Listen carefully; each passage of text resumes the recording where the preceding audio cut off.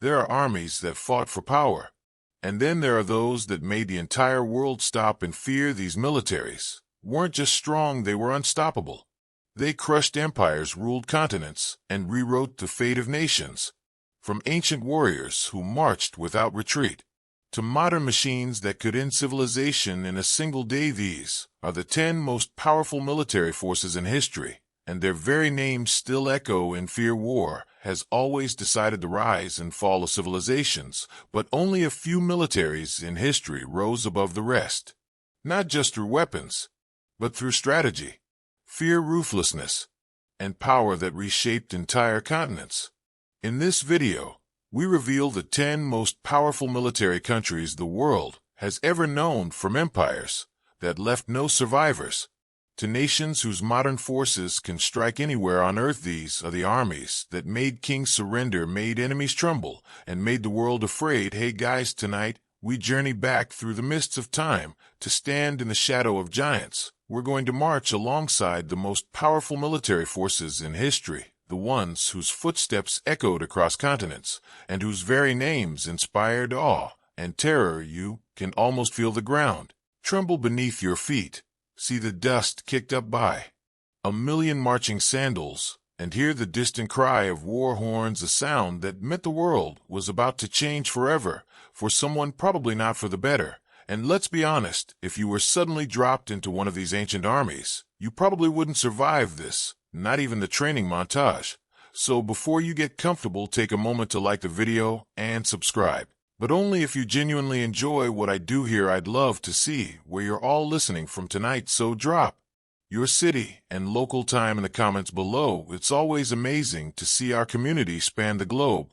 Now dim the lights, maybe turn on a fan for that soft background hum, and let's ease into tonight's journey together. The air around you grows heavy and warm, scented with dust and exotic spices. You're standing on a vast plain somewhere in what we now call around the sun is a brutal copper disk in a bleached blue sky, and stretching before you is a sight that defies belief. An army so vast it seems to be a city on the move, a river of humanity flowing across the desert. This is the heart of the Achaemenid Persian Empire, the first true superpower, founded by Cyrus the Great, a domain stretching from the Indus Valley to the shores of Greece. And at the very heart of this immense power is a core of absolute military perfection. You see them now marching with a discipline that is both mesmerizing and deeply unsettling. They are the 10,000, the immortals, the king's personal guard, and the shock troops of the Persian war machine. You watch them, their uniforms are dazzling, all purple and yellow, a bit loud for sneaking around, but when your job is to intimidate entire nations, subtlety isn't really on the menu. Their heads are covered in soft felt caps, their bodies protected by intricate coats of scale armor that shimmer like the skin of a serpent. Each man carries a wicker shield, light but surprisingly strong, a short sword at his hip, and a spear tipped with a deadly iron point at the other end of the spear is a counterbalance, a silver pomegranate for the common soldier and a golden one for the officers, a small touch of imperial wealth even on the battlefield. But it's not their equipment that makes them so feared, it's their name and the terrifying logic behind it. The unit was known to the Greeks as the Athanatoi, the deathless, not because they couldn't be killed or they could die just like any other man, but because their number was eternally fixed at 10,000. If a man was killed or fell gravely ill or simply retired, he was immediately replaced by a new warrior from a select reserve. The unit was never understrength, not for a single day on the march or a single hour in battle. Imagine being an enemy soldier, seeing your comrades strike down one of these elite warriors, only to see another step forward to take his place, as if from nowhere. It would feel like fighting a hydra, a relentless tide that could not be diminished. It's a terrifyingly effective HR policy, really. No sick days, no long-term leave, just a constant supply of fresh talent ready to fill any vacancy instantly. You see their commanders conferring near a large tent, their long beards meticulously curled. Perhaps they're discussing tactics. The old historian Herodotus tells us the Persians had a unique method for making big decisions. They would debate the matter first while drunk, and if the decision still seemed sound the next day, when they were sober, they would adopt it if they first decided while Sober, they would reconsider it, while drunk, a kind of ancient two-factor authentication for warfare, ensuring a choice was both bold and sensible. You watch them drill their movements, a symphony of precision. They move, as one man, a testament to years of training and unwavering loyalty to their king, the King of Kings.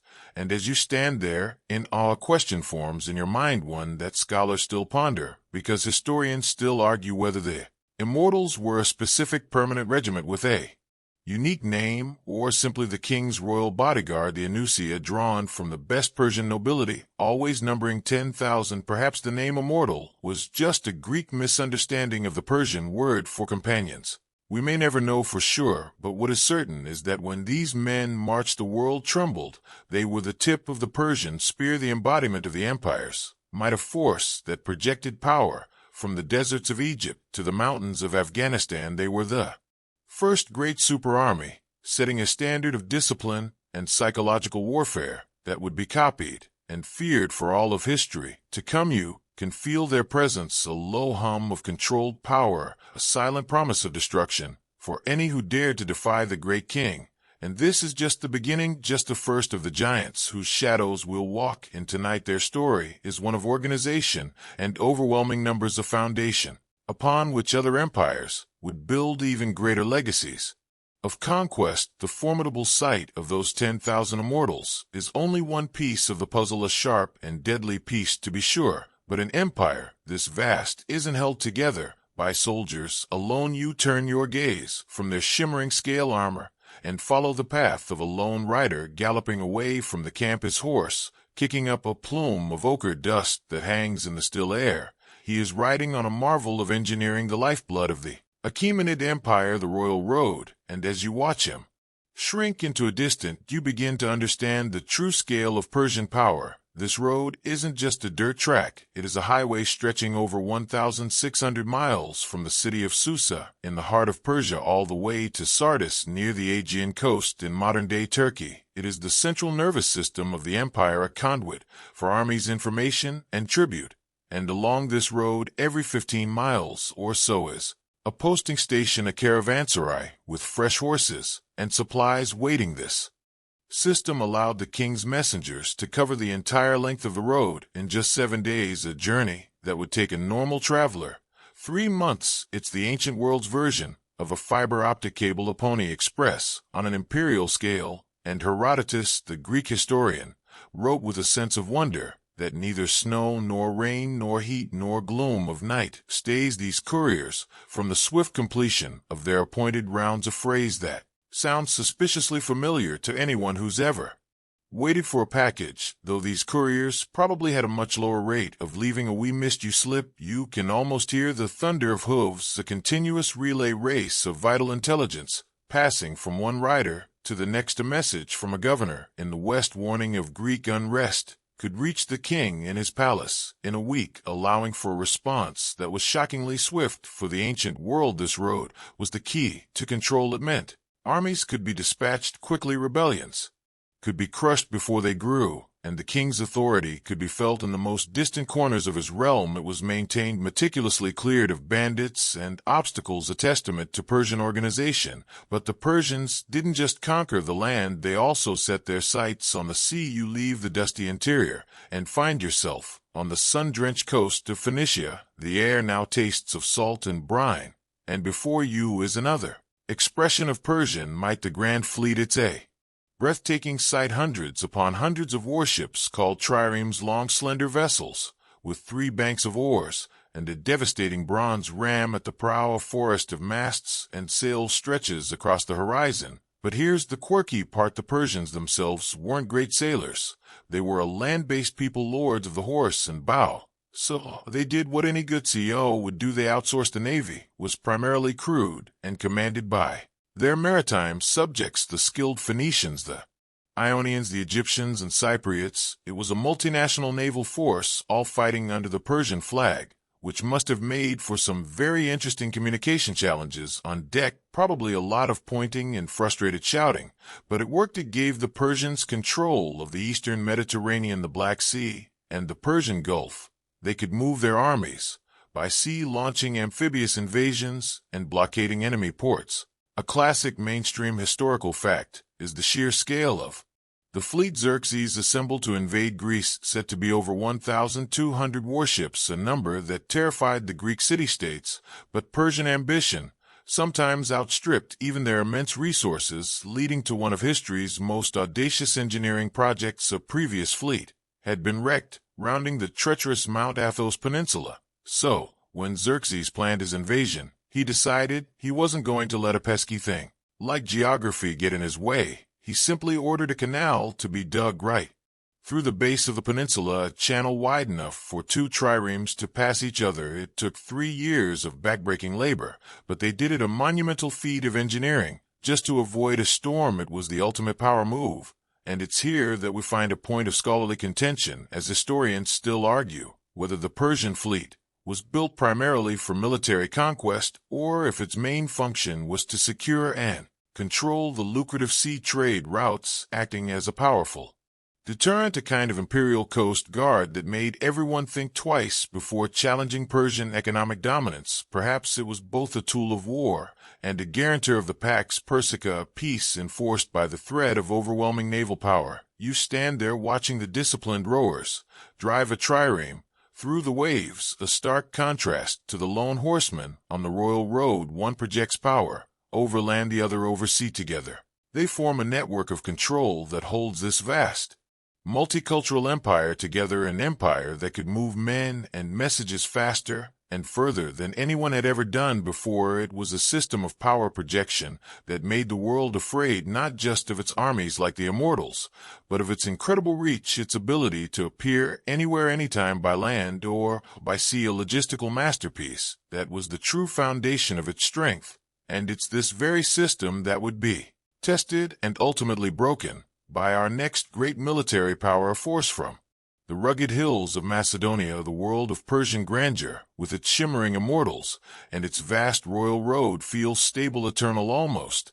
But now the air shifts, growing cooler and crisper, carrying the scent of pine and damp earth. You are no longer in the sprawling plains of Asia, but in the rugged mountainous terrain of Macedonia, a kingdom on the northern fringes of the Hellenic world, a place the sophisticated Athenians and Spartans considered a bit of a backwater full of hard-drinking, uncivilized rustics. They were about to be proven very, very wrong. You see a man on horseback, his gaze intense, his presence radiating a restless energy. This is Philip, the second king of Macedon. He inherited a kingdom that was weak, fractured, and surrounded by enemies. But Philip is a visionary, a military genius, who is about to forge a weapon that will shatter the old world order. You are witnessing the birth of the Macedonian phalanx. It looks superficially similar to the Greek phalanx you might have heard of, a dense formation of spearmen, but Philip has made crucial innovations. The traditional Greek hoplite carried a large shield, the hoplon, and a relatively short spear. The Dori Philip soldiers are different. Their shields are smaller, just strapped to the forearm, freeing up both hands. And this is key because the spear they carry is a monster. It's called the sarissa, a pike that is an astonishing 18 feet long. When the phalanx is formed, the sarissas of the first 5 ranks of soldiers project out in front of the formation, creating an impenetrable hedge of spear points, a bristling porcupine of death that no enemy infantry or cavalry could hope to charge head-on. You watch them train, moving with a surprising agility. For men carrying such unwieldy weapons, they march in unison, pivot, and wheel a solid block of lethal potential. The men in the ranks behind the first 5 hold their sarissas upright, creating a screen that helps deflect incoming arrows and other projectiles. It's an offensive and defensive weapon all in one, a steamroller designed to crush anything in its path. And Philip doesn't just rely on the phalanx. He creates a true combined arms army, something the world had never really seen before. He develops a superb heavy cavalry force, the companion cavalry drawn from the Macedonian nobility, to act as the hammer to the phalanx's anvil. He has light infantry, skirmishers, javeliners, and archers to harass the enemy, and he perfects siege warfare, developing powerful new catapults and siege towers to break down the most formidable city walls. It is a complete military system, flexible, deadly, and professional. Philip drilled his army relentlessly, turning his rough-and-tumble subjects into a hardened fighting force. He famously said he was indebted to his father for living but to his teacher for living well. And he applied the same philosophy to his military, creating a generation of soldiers who lived and breathed warfare. You see them now not in their homeland, but on a battlefield in Greece at Kyrenia. Here the combined forces of Athens and Thebes, the old masters of Greek warfare, stand ready to meet this upstart king. From the north, they form their traditional hoplite phalanx, confident in their proven methods. But then Philip's army advances, and the Greeks realize their mistake. Their shorter spears are useless against the long reach of the sarissas. They can't get close enough to fight. The Macedonian phalanx grinds forward, an unstoppable machine, while on the flank Philip's son, a teenager named Alexander, leads the decisive cavalry charge that smashes the Greek lines and secures a total victory. It is the end of an era, the end of the independent Greek city-state, and the beginning of Macedonian dominance. A mainstream historical fact is that Philip's reforms transformed Macedonia from a peripheral state into the preeminent military power in Greece within a single generation, a stunningly rapid rise to power. But alongside this military revolution, Philip also fostered a culture of loyalty and a kind of rough-hewn camaraderie with his men. A quirky tidbit is that he would often drink and feast with his soldiers, and even his generals were known for their hard-partying ways. One of his best generals, Parmenion, was once chided by Philip for his wild behavior, to which Parmenion supposedly replied, "To Philip the king I owe my allegiance, but to Philip my friend I owe my hangover." This kind of personal bond created an army that wasn't just fighting for a king, but for a leader they knew and respected. And yet a debate still rages among scholars, as historians still argue whether Philip's ultimate goal was simply to dominate Greece, or if he was already planning the great invasion of the Persian Empire that his son would later undertake. Was he just securing his borders, or was he laying the groundwork for a world-changing campaign? We see him assassinated at his daughter's wedding, a tragic end for a brilliant king, leaving his vast ambitions and his revolutionary army in the hands of his 20-year-old son Alexander. As you watch the young king assume command, you can feel the potential humming in the air. This army, this new way of war forged in the mountains of Macedonia, is about to be unleashed upon the world, a storm that will sweep away the old empires and carve out a new one in a breathtakingly short span of time. The phalanx, the sarissa, the companion cavalry, these are the tools, and Alexander is the master craftsman who will use them to reshape history itself. The mantle of command now rests on the young shoulders of Alexander, a man whose name would become a synonym for conquest. You can feel the energy crackling around him, a mixture of grief for his father and a ferocious ambition that seems to burn in his eyes. Many of the subjugated Greek states and rival Balkan tribes see Philip's death as an opportunity to rebel.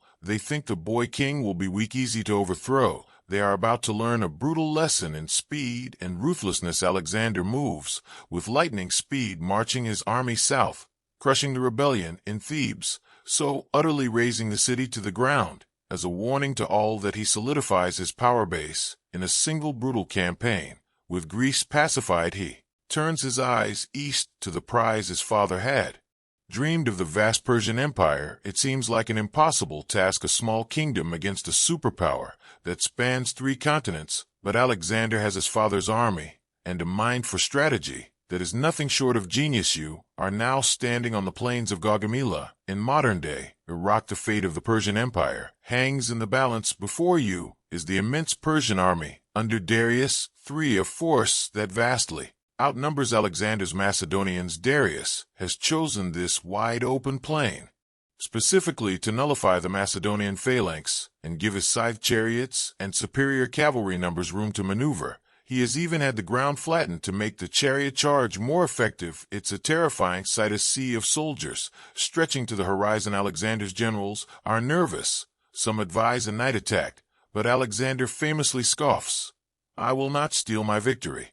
He is confident in his plan, a plan that will become a masterclass in military tactics. You watch as the battle unfolds. Alexander doesn't advance straight ahead, which is what Darius expects. Instead, he advances his army in echelon, with his right flank leading moving diagonally across the battlefield. This strange oblique advance confuses the Persians and draws the best of the Persian cavalry on their left wing out to counter him, trying to envelop Alexander's flank. This is exactly what Alexander wanted. He has created a gap, a weakness in the Persian front line. This is the famous hammer and anvil tactic. The Macedonian phalanx, the anvil, is designed to hold the enemy infantry in place, pinning them, absorbing their attack, while the hammer, in this case Alexander himself, leading the elite companion cavalry, delivers the decisive blow. As the Persian cavalry is drawn out to the side, Alexander wheels his companions and smashes into the gap.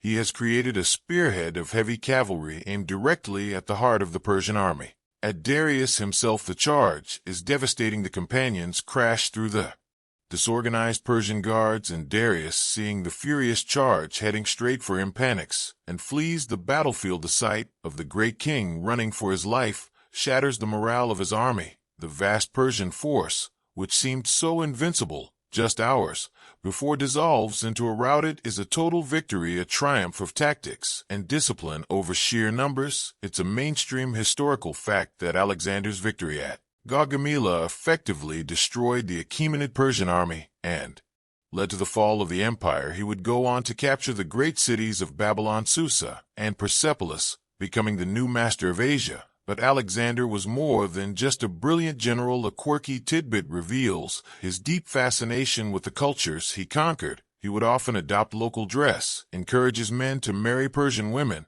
and even incorporated Persian nobles into his administration and army. A policy of fusion that was both pragmatic and visionary, though not always popular with his homesick Macedonian veterans. Yet his ambition was limitless. He pushed his army onto the edges of the known world, into modern-day Afghanistan and Pakistan, and all the way to India, where his weary troops finally convinced him to turn back. And it is here, in the aftermath of his conquests, that a great debate lies, as historians still argue whether Alexander was a brilliant, enlightened unifier bringing Hellenistic culture to the East, or a brutal megalomaniac whose relentless ambition caused immense suffering and death. He was likely both a complex figure whose legacy is a mixture of creation and destruction. On his return journey, he dies of a fever in Babylon at the age of just 32. His vast empire, which stretched from Greece to India, had been built on his personal genius and charisma, and with him God had no unifying force. His generals, the Diadochi, or successors, immediately began fighting over the spoils, carving up the empire into their own kingdoms: the Ptolemaic kingdom in Egypt, the Seleucid Empire in Asia, and the Antigonid dynasty in Macedonia. These successor kingdoms would continue to use the Macedonian style of warfare, the phalanx and cavalry combination, for centuries, but they lacked the singular genius of their founder. The chaos of the wars of the Diadochi plunged the world he had conquered into decades of conflict. You are left standing in the dust of his whirlwind passage, a witness to a career of conquest so meteoric it seems almost mythical. In just over a decade, one man and his father's army had toppled the world's greatest power and forged an empire that changed the course of history forever. But as his empire fragments, a new power is rising in the East, one that would build an empire to rival even Alexander's in its scale and longevity. The echoes of Macedonian triumphs and the subsequent squabbles of Alexander's successors fade as you are transported across the vastness of the Asian continent.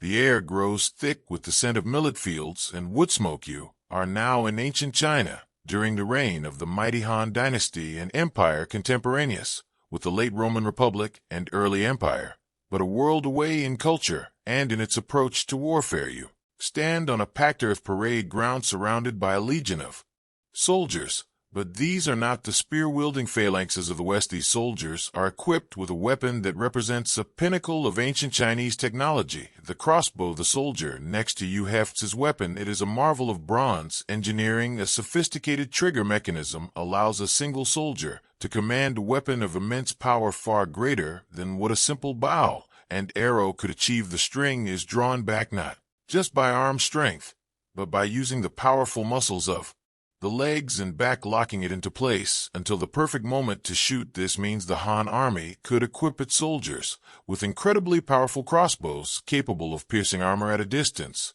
and crucially it required less training to become proficient with a crossbow than with the traditional bow. An archer might need years to develop the muscle memory and strength for rapid, accurate shooting. A crossbowman could be trained in a fraction of the time this allowed the Han dynasty to do something truly staggering. Field massive armies of trained missile troops, armies that numbered in the hundreds of thousands. A scale of mobilization that would have been unthinkable in the Mediterranean world. You watch them practice, firing in volleys, not as individuals, but as a coordinated machine. The front rank fires, then kneels to reload, while the second rank fires over their heads, then the third, a continuous shower of deadly bolts raining down on any approaching enemy. It's a terrifying sight. A storm of iron that could break a cavalry charge or decimate an infantry formation before they even got close enough to fight. It's the ancient world's version of machine gun fire. And the Han didn't just have one type of crossbow, they had a whole arsenal. They had lighter handheld versions for skirmishers and massive repeating crossbows mounted on fortifications, which legend says could fire multiple bolts before needing to be fully reloaded. A mainstream historical fact is that the Han government established state-run factories for the mass production of iron and steel weapons and armor, including these standardized crossbows. Archaeological finds of trigger mechanisms with serial numbers suggest an industrial level of organization that was unparalleled in its time. This wasn't just an army, it was an imperial military-industrial complex, and the soldiers themselves were part of a vast and organized system. The Han dynasty maintained detailed household registers, which allowed them to implement a systematic military draft. Every able-bodied man was liable for 2 years of military service, 1 year of training, and 1 year of active duty. This created a massive pool of trained reservists who could be called upon in times of war, a system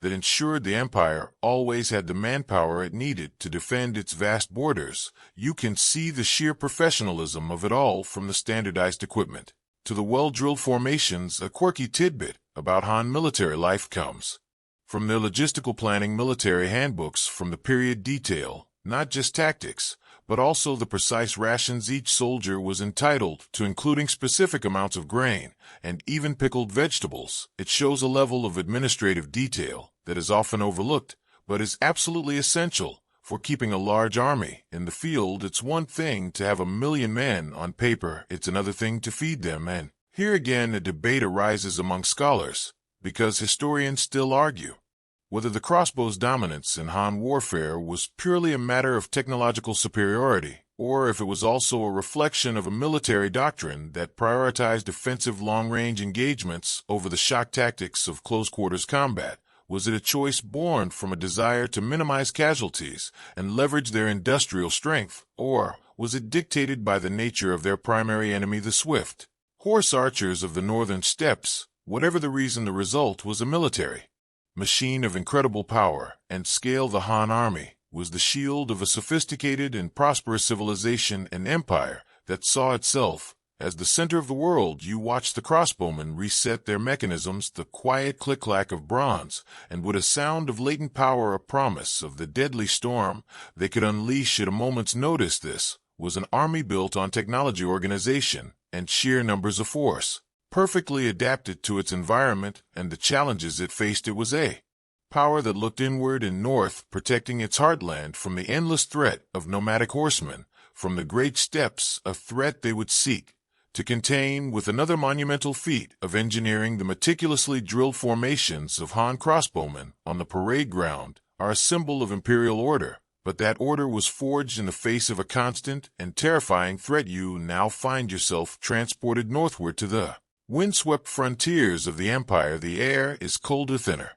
The landscape a stark and beautiful panorama of rolling grasslands that stretch to the horizon. This is the domain of the Xiongnu, a confederation of nomadic tribes who are the Han dynasty's greatest rivals and a constant source of terror. You see them now not as a disciplined army, but as a swirling mass of horsemen. They seem to have been born in the saddle, their movements fluid and impossibly fast. They are masters of the horse and the composite bow, a deadly combination they can ride at full gallop, turn in the saddle, and fire a volley of arrows with stunning accuracy. They don't fight in neat formations like the Han. They are a whirlwind of hit-and-run attacks.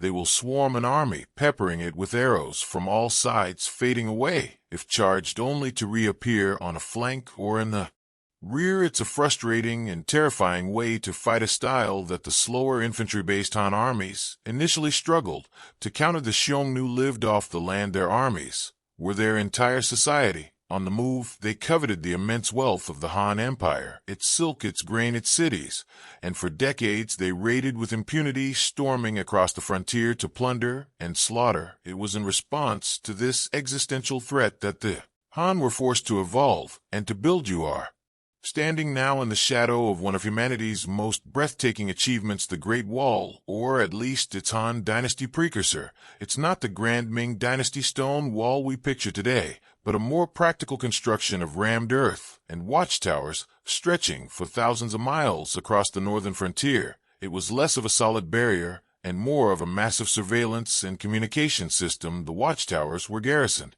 by soldiers who could use smoke signals by day and fire by night to relay information across vast distances. An approaching Xiongnu raiding party could be spotted and a message sent down the line in a matter of hours, allowing garrisons and mobile forces to be mobilized to intercept them. It was the Royal Road and the Roman Lime system rolled into one, an immense logistical and defensive network designed to slow the nomads down and channel them into killing grounds. But the wall was only one part of the strategy. Under the great Emperor Wu of Han, the dynasty switched from a defensive posture to an aggressive offensive one. The Han began to build their own massive cavalry forces, capable of taking the fight to the Xiongnu in their own territory. You march with one of these great Han expeditions, a vast army of over 100,000 soldiers, pushing deep into the steppes. It is a logistical nightmare, supplying such a force in a hostile wilderness. But the Han, with their immense resources and administrative genius, manage it. They have learned from their enemy, adopting nomadic-style tactics and equipment. They have even sent envoys west to procure better horses, the so-called heavenly horses of the Fergana Valley, to improve their cavalry mounts. A mainstream historical fact is that these massive Han expeditions against the Xiongnu were some of the largest military campaigns of the ancient world, effectively breaking the power of the nomadic confederation and securing the northern borders. For a time, this security had another profound consequence. You now find yourself in a bustling oasis city, a crossroads of cultures. Traders from the west, with their strange clothes and languages, mingle with Han officials and soldiers. Camels laden with goods grown under their loads. You are on the Silk Road, the legendary network of trade routes connecting the East and the West. The Han's military victories over the Xiongnu were essential for securing this vital economic artery. It was Han armies that established garrisons in the remote Darim basin, protecting the caravans that carried silk from China to the Roman world and brought back gold, glass, and other luxuries. A quirky tidbit from this era of cultural exchange is the discovery of a Roman glass bowl in a Han Dynasty tomb in Guangzhou, thousands of miles from the Mediterranean. It's a testament to the incredible reach of these trade networks, protected by Han military power. Yet, as always, there is a scholarly debate, as historians still argue whether the primary motivation for the Han's westward expansion and the establishment of the Silk Road was economic gain or purely strategic, a desire to outflank the Xiongnu and create a buffer zone of allied states. Was it about profit or security? Perhaps the two were so intertwined they cannot be separated. The desire for security enabled the possibility of profit, and the profits from the trade help fund the massive army needed for security. You stand there in the bustling market, a microcosm of a connected world made possible by the might of the Han army. From the mass-produced crossbows to the Great Wall to the vast cavalry expeditions that secured the Silk Road, the Han Dynasty created a military system of incredible scale and sophistication. It was a power that not only defended a great civilization, but also projected its influence across a continent, shaping the economic and cultural destiny of Asia for centuries to come. But as the Han secured their eastern world, another power was beginning its inexorable rise in the West, a republic of citizen soldiers who would forge an empire through discipline, engineering, and a simple short sword. You leave the vibrant chaos of the Silk Road behind and travel west across oceans and continents to the Italian peninsula. The air becomes warmer, filled with the scent of olive groves and vineyards. You are in the heartland of a rising power, one that is still a republic, not yet an empire, but whose military is already becoming a legend. A Roman Republic. You are standing on a dusty training ground at Campus Martius outside the city of Rome itself, and you are witnessing the forging of the Roman legion. It is not a flashy force. There are no 18-foot pikes or dazzling cavalry charges. What you see is grim, brutal efficiency. The legionary in front of you is a citizen soldier, a farmer, a craftsman who owes service to the state.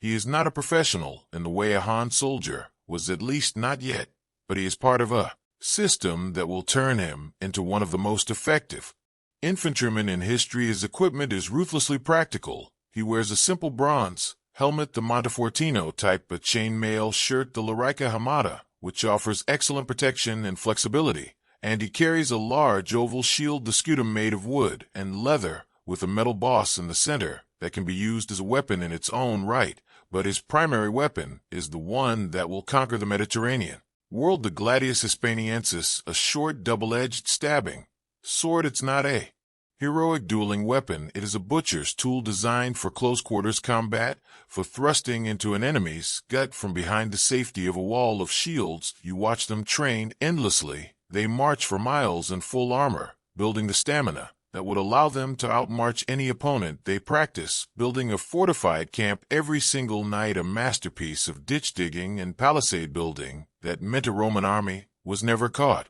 unprepared, even deep in enemy territory. This discipline is the core of their strength. It is enforced with brutal severity. A soldier who fell asleep on watch could be beaten to death by his own comrades, a punishment known as the fustuarium. If a unit broke in battle, the entire cohort could be subject to decimation, where every 10th man was randomly selected and executed by the other 9. It was a system built on peer pressure and terror, ensuring that the fear of one's own officers was greater than the fear of the enemy. The legion itself was a tactical marvel. Unlike the solid phalanx of the Macedonians, which was vulnerable on the flanks, the Roman legion was organized into maniples, small flexible units of 120 men, which could maneuver independently on the battlefield. The front line was composed of the youngest troops, the hastati.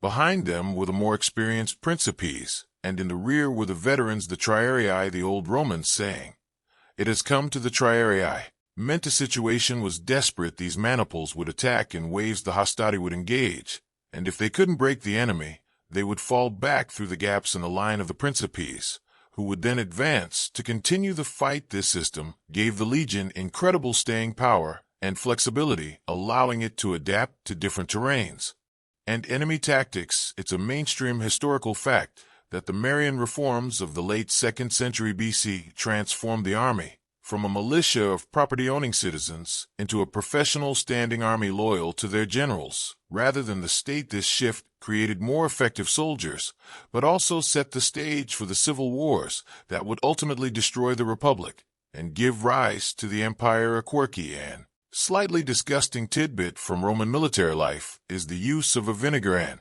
water drink called pasca. It was the standard issue beverage for legionaries, cheaper than wine and believed to be healthier than plain water, which was often contaminated. It was also a mild disinfectant, and some scholars think it played a small but significant role in maintaining the health of the legions on long campaigns, a sort of ancient Gatorade, but tasting considerably worse. And of course, a great debate surrounds the legion's success, as historians still argue whether the Roman militaries' dominance was due to superior tactics and technology, or to the Republic's inexhaustible manpower and political will. Rome was unique in its willingness to absorb catastrophic defeats that would have shattered other states. After the disaster at Cannae, where Hannibal wiped out a massive Roman army, they simply raised new legions and continued the fight. Was it the Gladius or the Senate that truly conquered the world? You watch the legionaries go through their drills, a symphony of grim purpose, stabbing with their short swords, their shields interlocked in a solid wall. They are the grinders of the ancient world, not elegant,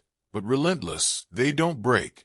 They just keep coming, a tide of iron and discipline that would slowly but surely crush the sophisticated Hellenistic kingdoms of Alexander's successors, defeat the mighty Carthaginian Empire of Hannibal, and subdue the fierce tribes of Gaul and Spain. They were building an empire one bloody step at a time, with a short sword, a shovel, and an unshakable belief in their own destiny. The gladius and the scutum, the very symbols of the Roman legion's disciplined might, are only part of the story of how this republic of citizen soldiers transformed into a vast empire. You step away from the training ground and find yourself standing high on a windswept moors in northern Britannia. The air is cold and damp, and before you stretches a colossal stone barrier. Hadrian's wallet is a testament not just to military might, but to an unmatched mastery of engineering and organization.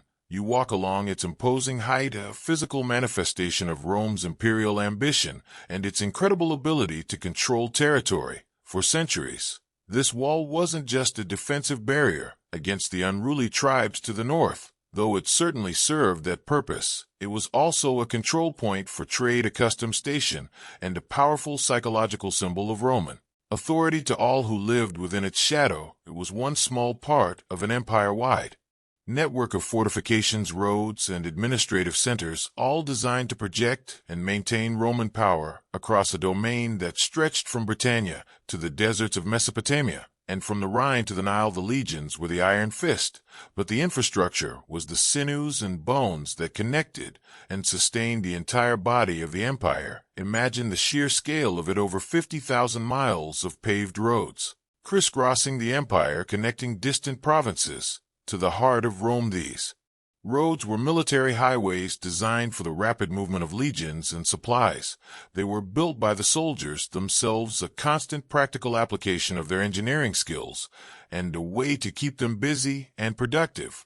When not fighting, a legionary's training wasn't just about sword drills. It was about surveying, road building, bridge construction, and fortifying positions. The Roman army on the march was a self-sufficient engineering marvel. Every night, they would build a fortified camp, a temporary city behind palisades and ditches, ensuring their security. Wherever they stopped, you can almost hear the rhythmic thump of hammers, the shouts of the centurions, the smell of freshly cut timber. They were like an ancient version of a mobile construction crew, with swords and shields included. But the engineering prowess wasn't just for roads and walls. You are now by a vast aqueduct, its towering arches stretching across a valley, bringing fresh water to a distant city, a marvel of civil engineering that provided clean water to millions of people in Roman cities, a crucial element for public health and urban development, a powerful tool for winning hearts and minds and maintaining the loyalty of a sprawling urban population. A mainstream historical fact is that the Romans were masters of siege warfare. Their engineering units could construct elaborate siege engines like ballistae and onagers, capable of hurling massive stones or arrows to demolish enemy fortifications, and they were experts at constructing earthworks and ramps to overcome even the most formidable walls. A prime example is the siege of Masada, where they built a colossal ramp to take the Jewish fortress even after 2 years. And yet, for all their martial prowess, a quirky tidbit reveals that Roman soldiers often found time for leisure when not on campaign. Archaeological digs at Roman forts have uncovered dice, board games, and even small theaters and amphitheaters built by the soldiers for their entertainment. They might have been ruthless fighters, but they still appreciated a good laugh or a game of chance during downtime, which makes you wonder if they ever had a Roman version of a pizza and movie night after conquering a particularly tough province. And there's a fascinating scholarly debate about the true nature of Roman power, as historians still argue whether the Roman Empire's longevity was primarily due to its military might and expansionism, or its unparalleled administrative and legal systems, which allowed it to govern and integrate diverse peoples over such vast territories. Was it the sword or the scroll that truly held the empire together? Perhaps it was the intricate dance between both, the sword creating the opportunity and the scroll providing the stability to capitalize on it. You stand on Hadrian's wall, gazing out at the vastness of the former Roman world, a world shaped by their relentless legions. There awe-inspiring engineering, and their unyielding will to dominate the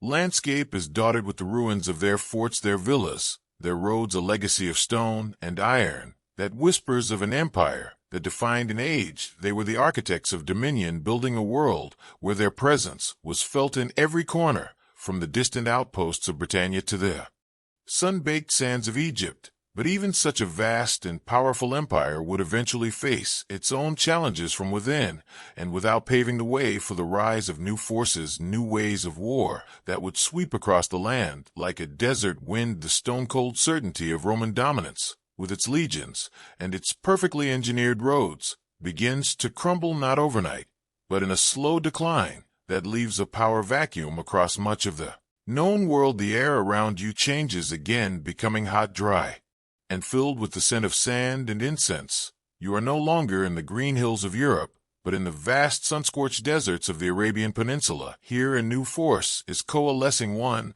that will move with a speed and ferocity that will stun the old empires of Byzantium and Persia. You are witnessing the birth of the armies of the early Islamic caliphates, inspired by a new faith. These armies are about to explode out of Arabia in one of the most rapid and astonishing conquests in all of history. You see them now not as a heavily armored juggernaut like the Romans, but as a swift and deadly current of light cavalry. They are mounted on hardy Arabian horses and camels, animals perfectly adapted to the harsh desert environment, which gives them incredible strategic mobility. They can cross vast, waterless tracts of land, appearing where their enemies least expect them. Their equipment is light, a simple tunic, a curved sword, a lance, and a small shield.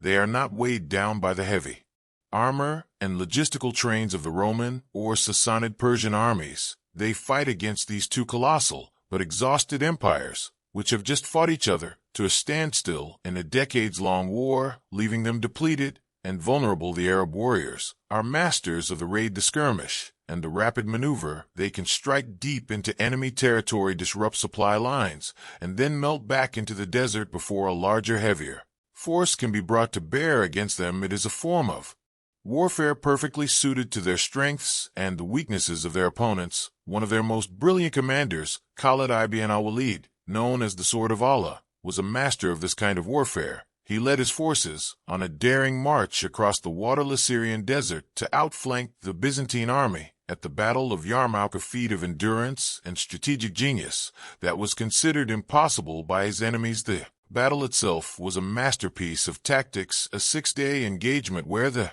smaller Muslim army used its superior mobility and the leadership of Khalid to exploit divisions in the larger multi-ethnic Byzantine force, turning their numerical superiority against them. The result was a crushing victory that shattered Byzantine power in Syria and opened a way for the conquest of the entire region. It is a mainstream historical fact that within a single century of the Prophet Muhammad's death, the armies of the Caliphate had conquered a vast territory stretching from Spain in the west to the borders of India in the east, an empire larger than Rome's at its height, and conquered in a fraction of the time. This whirlwind expansion was driven by a combination of religious zeal, brilliant military leadership, and the political weakness of their opponents. But it wasn't all just about religious fervor. A quirky tidbit is that the early caliphates were surprisingly pragmatic in their administration. They often left the local bureaucracies of the conquered lands in place, simply replacing the top officials with their own governors. They also offered a degree of religious tolerance to Christians and Jews, known as dhimmi, who were allowed to practice their faith in exchange for paying a special tax, the jizya. This policy made their rule more palatable to the conquered populations and avoided the need for constant and costly suppression. It was a clever way to run an empire and a subject of continuing scholarly discussion, as historians still argue whether the primary driver of the early Islamic conquests was religious motivation, a desire to spread the faith, or if it was more about economic and political factors, a newly unified Arab people seeking land, wealth, and an outlet for their martial energies. The truth is likely a complex interplay of all these factors, a perfect storm of opportunity, faith, and brilliant generalship that caught the old world completely by surprise. You watch as a group of riders gallops across the dunes, their figures shimmering in the heat haze. They are a blur of motion, a testament to the speed and energy that characterized this incredible period of conquest. They are not an army that grinds you down like the Romans. They are a lightning strike of force that appears out of nowhere and changes the world before you even have time to react. They have redrawn the map of the world, creating a new center of power, science, and culture that would dominate the Middle East and beyond for centuries to come. And from within this new empire, another unique and powerful military force would eventually arise, one born not of faith or tribe, but of a system of military slavery that would produce some of the most elite warriors the world had ever seen. The incredible whirlwind of the early Arab conquests eventually settles into the rhythm of a vast and established empire, the Umayyad, and then the Abbasid caliphates. But as generations pass, the rulers of this new world, sitting in their grand palaces in Damascus and Baghdad, begin to face a familiar problem. They grow wary of the very tribes and factions that brought them to power, fearing coups and rebellions from their own people. So they devise a radical and audacious solution, a system that would create a new class of warrior utterly loyal to them alone. You are now in a bustling slave market in the heart of the empire. But these are not just any slaves here. You see young boys 10 or 12 years old with fair skin and light hair, purchased from the remote steppes of Central Asia, from the Turkic peoples, or from the rugged Caucasus Mountains. They are chosen for their strength and resilience, and they are about to be inducted into one of history's most formidable military institutions, the Mamluks. The word Mamluk literally means one who is owned or slave. But these boys are destined for a life far beyond simple servitude. They are taken to military schools in Cairo or Baghdad, converted to Islam, and put through a grueling education that will forge them into the ultimate soldiers. This is a process of systematic detribalization. Their old names, their families, their native languages are all stripped away. They are given new Arabic names, and their only family now is the barracks. Their only loyalty is to their fellow Mamluks, the Kushtashia, and above all to the Sultan or Emir who owns them. Their training is relentless and comprehensive, focusing on the arts of Firasiya, a knightly code that encompassed horsemanship, swordsmanship, archery, and the use of the lance. They become masters of the bow, able to fire with deadly accuracy from a galloping horse, a skill that harkens back to the nomadic warriors of the steppes. And they become superb heavy cavalrymen, clad in steel armor, wielding razor-sharp scimitars. They are a force that combines the missile power of a horse archer with the shock impact of a heavily armored knight, a truly terrifying combination on the battlefield. You watch them train in a courtyard, their movements a blur of controlled violence. They wheel their horses with impossible grace, practice with the lance against tilting posts, and engage in mock duels that are only a hair's breadth away from the real thing. It's a system designed to produce a military elite loyal only to the state, or rather, to the man at the top of the state, and for a time it works spectacularly. The Mamluks become the core of the armies of the Ayyubid Sultanate in Egypt and Syria. They are the Sultan's personal guard, the unbreakable shock troops, the force that can be relied upon when all others fail. And their finest hour comes in 1260 at a place called Ain Jalut, the spring of Goliath, the Mongol horde. Remember those guys from our future discussions. The unstoppable storm from the east is sweeping through the Middle East, having already sacked Baghdad and destroyed the Abbasid Caliphate. They seem invincible, but at Ain Jalut, the Mamluk army led by Sultan Qutuz and his brilliant general Baybars does the unthinkable. A mainstream historical fact is that they inflict the first major defeat on the Mongols, decisively halting their westward advance and saving Egypt and North Africa from conquest. It was a victory that echoed across the world, proving the Mamluks were a force to be reckoned with, yet for all their martial prowess and grim purpose, a quirky tidbit reveals a softer side to their culture. Once they achieved power, many Mamluks became great patrons of art and architecture, but they also had a passion for pigeon fancying. Raising and training messenger pigeons was a popular hobby among the Mamluk elite, a strange and delicate pastime for some of the world's most hardened warriors, a bit like a special forces operator being really into competitive gardening. And this system of power leads to a profound scholarly debate, as historians still argue whether the Mamluk system was ultimately a source of great strength or a fatal long-term weakness for the states that relied on it. On one hand, it created a superb professional army that could defeat powerful external threats like the Crusaders, and the Mongols. On the other hand, it created a powerful self-aware military caste that was disconnected from the general populace and prone to violent internal power struggles. They were kingmakers, and very often kingslayers, and this leads to their inevitable conclusion of their story, realizing that they hold all the real power. The Mamluk generals in Egypt overthrow their Ayyubid masters and establish their own Mamluk Sultanate.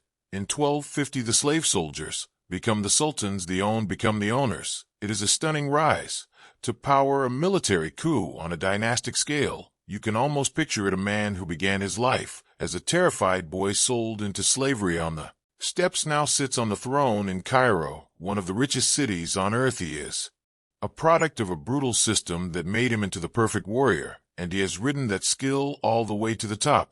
But as this powerful land-based empire of former slaves solidifies its rule in the south, a new kind of terror is brewing in the cold northern seas, a terror that arrives not on horseback, but in the sleek, deadly warships of the Viking Age. The structured, disciplined world of the Mamluk Sultanate, with its formal barracks and its rigid hierarchy, dissolves into a cold gray mist. You can taste salt on the wind and hear the cry of gulls and the rhythmic creak of wood against water. You are no longer in the warm sands of Egypt, but on the turbulent waters of the North Sea. The era of centralized imperial armies is about to be shattered by a new kind of threat, decentralized, opportunistic, and utterly terrifying. You are in a longship, and you are a Viking. This is not an army in the sense of a Han legion or a Macedonian phalanx. This is a war party, a band of adventurous farmers and traders who for part of the year turn into sea-born raiders. Your vessel is a masterpiece of naval architecture,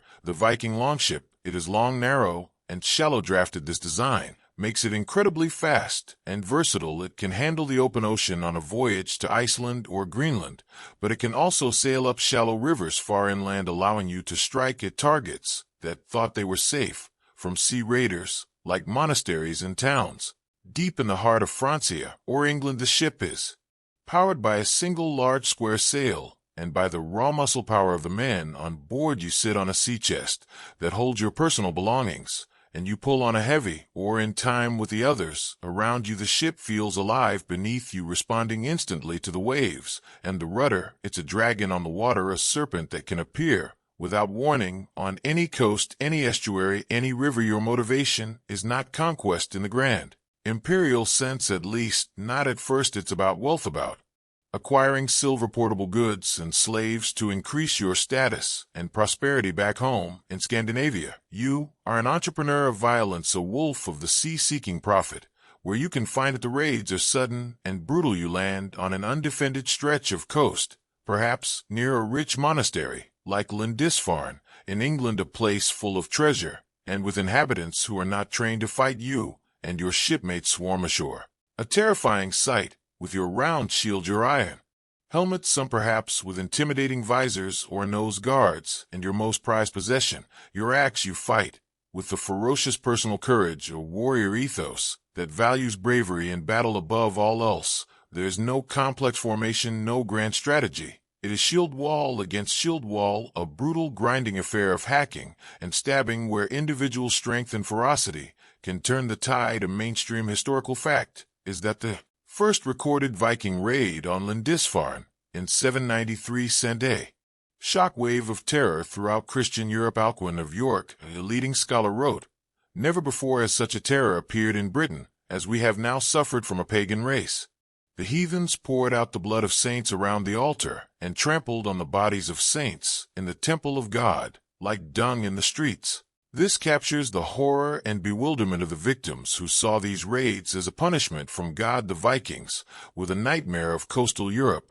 For nearly 3 centuries, their longships were the key to their success, allowing them to project force with a speed and unpredictability that no land-based army could counter. A quirky tidbit about Viking warriors is the popular image of the berserker, the bear-shirt warrior who would work himself into a trance-like fury before battle, biting his shield and howling like a wild animal. While the image is likely exaggerated, Norse sagas do speak of these elite shock troops who fought with a reckless abandon that terrified their enemies. Some historians speculate they may have used hallucinogenic mushrooms or other substances to achieve this state, a kind of ancient chemical warfare a bit more intense than the Romans' vinegar water pasca. And of course, there is a significant scholarly debate about the very nature of the Viking Age, as historians still argue whether the Vikings were primarily violent raiders and plunderers, or if they were more driven by trade, exploration, and settlement. Was the raiding just a violent means to a commercial end, or was the violence the end in itself? The image of the bloodthirsty pagan is slowly being replaced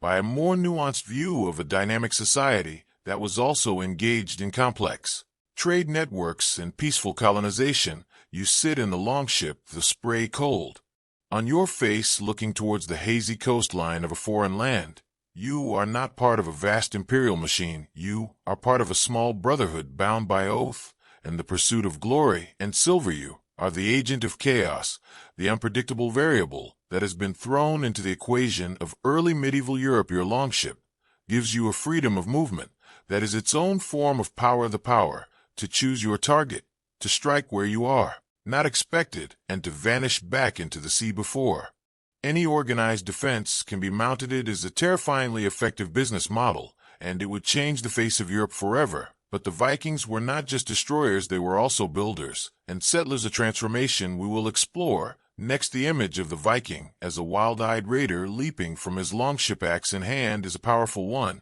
but it is only half the story. The initial phase of hit-and-run raids eventually evolves into something more permanent, more complex. The same energy and ambition that fueled the plunder now fuels settlement and state building. You leave the raiding party behind and find yourself in a bustling, fortified town in what the locals call the Danelaw in eastern England. The air is full of the sounds of blacksmiths, hammers, merchants haggling, and children playing. It's a Viking town, but it's also a place of settlement, trade, and farming. The wolves of the sea are putting down roots. The great heathen army that arrived in England not just to raid but to conquer and stay carved out a huge swathe of territory for itself. These Vikings became farmers, lords, and kings. They brought their own laws, their own language, and their own culture, which gradually blended with the Anglo-Saxon culture of the people they now ruled. This pattern repeats itself across Europe. In Normandy, in northern France, a Viking leader named Rollo and his followers are granted land by the French king in exchange for protecting the coast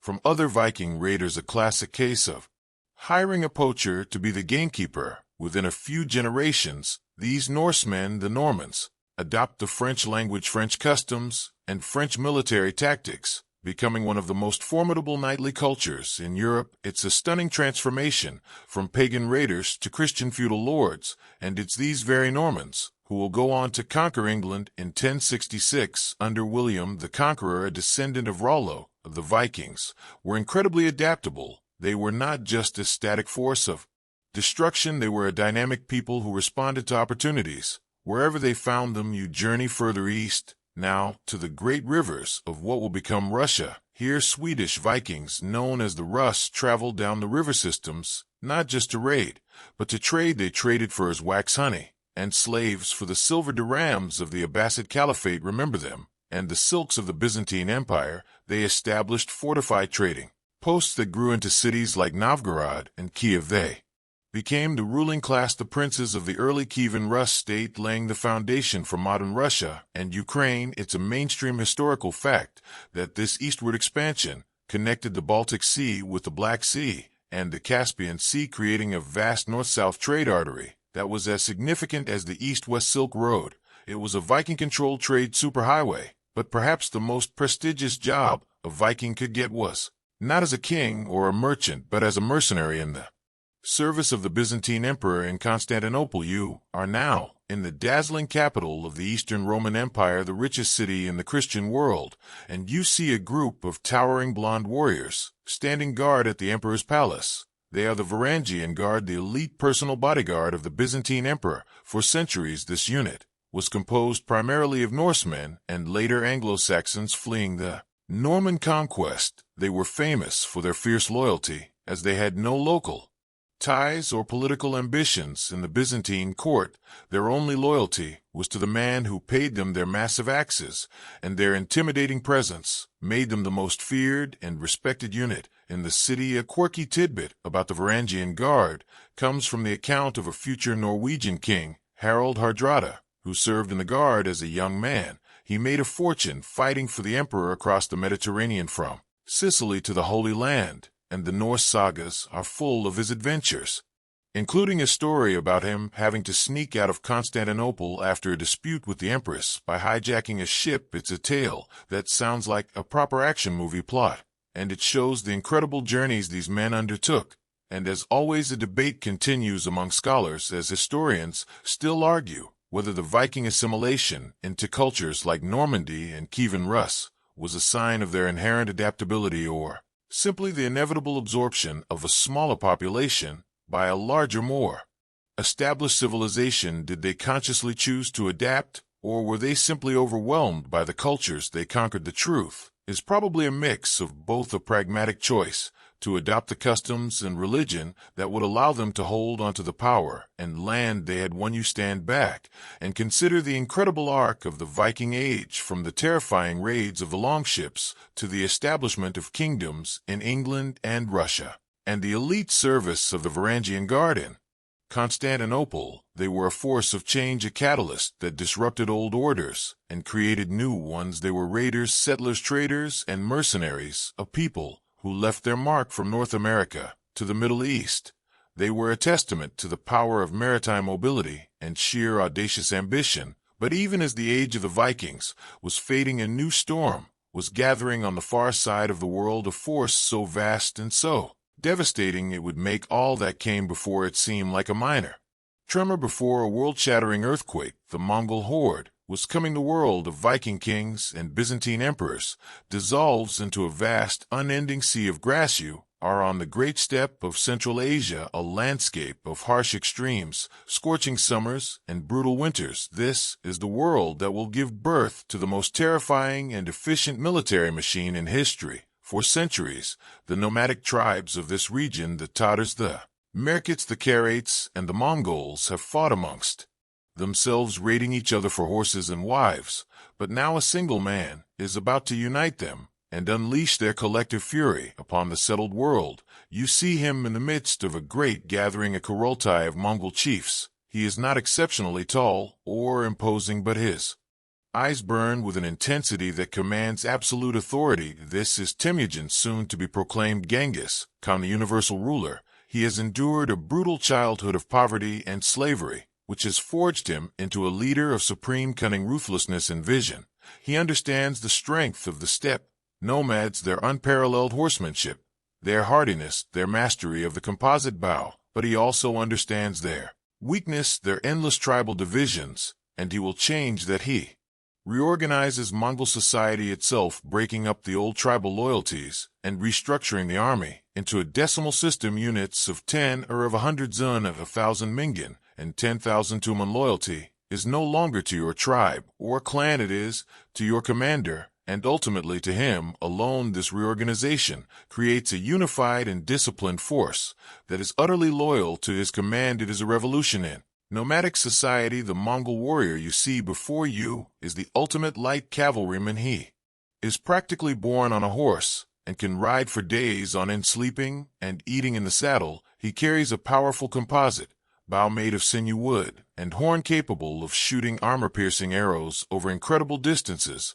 He might also carry a lance, a small curved sword, and a lasso for pulling enemies from their horses. He wears light armor, perhaps of hardened leather or lamellar plates, offering mobility over heavy protection. A Mongol army on the move is a sight to behold. It is not just soldiers, it is an entire nation on the march, with vast herds of spare horses following along. Each warrior might have 3 or 4 mounts, allowing them to cover vast distances at incredible speed by switching to a fresh horse. This gives them a strategic mobility that no sedentary army can match. They can appear as if from nowhere, surrounding cities and armies before their enemies even knew they were a threat, but their true genius lies in their tactics and discipline. They are masters of the feigned retreat, a tactic they use to devastating effect They would charge an enemy line, shower them with arrows, then pretend to break and flee in disarray. When the overconfident enemy broke formation to pursue them, the Mongols would turn on their fresh mounts and annihilate the now disorganized pursuers. It was a deadly trap, and armies from China to Hungary fell for it time and time again. Genghis Khan also understood the importance of intelligence and psychological warfare. Before invading a country, he would send spies and merchants to gather information on its political divisions, its defenses, and its resources. When he did invade, his reputation preceded him. He offered cities a simple choice: surrender and be spared, or resist and be utterly destroyed. A mainstream historical fact is that for those who resisted, the Mongol punishment was annihilation. They would systematically slaughter the entire population of a city, men, women, and children, and level it to the ground. These acts of calculated terror were a deliberate policy designed to break the will of any future opponents. The message was clear: resistance is futile, and it worked. Cities would often surrender without a fight rather than face the wrath of the horde. A quirky tidbit about the Mongol army is its surprising use of engineers and specialists. Genghis Khan was smart enough to recognize the skills of the people he conquered. He would spare engineers, craftsmen, and scholars from the cities he took and incorporate them into his army. His nomadic horsemen didn't know how to conduct sieges, so he used captured Chinese and Persian engineers to build sophisticated siege engines like catapults and trebuchets, allowing his army to take even the most heavily fortified cities. It was a pragmatic and deadly combination of nomadic mobility and sedentary technology, and a fierce scholarly debate rages on this very point, as historians still argue whether the Mongol success was a result of their own innate military genius or their ability to ruthlessly assimilate and weaponize the technologies and tactics of the more civilized societies they conquered. Were they innovators or just incredibly effective and brutal integrators? You feel a tremor in the ground, the thunder of tens of thousands of hooves. It is the sound of a tuman on the move, a river of horsemen flowing across the steppe under the command of Genghis Khan. This is no longer a collection of squabbling tribes. This is a unified force, a storm of unparalleled fury about to break upon the world. From the great cities of China to the plains of Russia and the heart of the Middle East, no one is safe. The Mongol horde is the apotheosis of steppe warfare, a military system honed to a razor's edge of efficiency and ruthlessness, and the world would never be the same again. The initial storm of Genghis Khan's conquests creates the largest contiguous land empire in human history, a colossal domain stretching from the Pacific Ocean to the borders of Europe. But as the great Khan passes from the world, the empire he forged begins a slow and inevitable process of change and fracture. You are now traveling through this vast empire, not as a warrior, but as a merchant or a diplomat. The sheer scale of it is mind-boggling. For a brief period in the 13th century, the Mongol conquests ushered in an era of unprecedented peace and stability across Asia, known as the Pax Mongolica, or the Mongol Peace. With the entire region under a single ruler, travel and trade became safer and more reliable than ever before. You are riding on a horse, part of a small caravan, but you are not afraid of bandits or endless border checks. You are traveling on the Yam. The Mongols' incredible communication and supply system, an evolution of the old Persian royal road. The Yam was a vast network of relay stations established throughout the empire, stocked with fresh horses, food, and lodging for official riders and authorized travelers, armed with a peza, a metal tablet granting them authority. A Mongol messenger could ride day and night, covering up to 200 miles in a single day, a speed that was unheard of. It was the logistical backbone of the empire, allowing the great Khan to send decrees and receive intelligence from the furthest corners of his realm with astonishing speed. It was this system that allowed European travelers like Marco Polo to journey all the way to China and back, witnessing the wonders of a world previously unknown to the West. The Pax Mongolica facilitated a massive exchange of goods, technology, ideas, and unfortunately diseases along the revitalized Silk Road. Gunpowder, printing, and the magnetic compass moved from east to west, while Western science and medicine flowed east. It was a period of intense and transformative global connection, a direct result of the Mongol unification of Eurasia. A mainstream historical fact is that the Mongol Empire under Genghis Khan's successors like Ogdi and Kublai Khan continued to expand, conquering the remainder of China under the Song dynasty, establishing the Yuan dynasty, and launching campaigns into Korea, Southeast Asia, and even attempted invasions of Japan, which were famously thwarted by typhoons they called kamikaze, or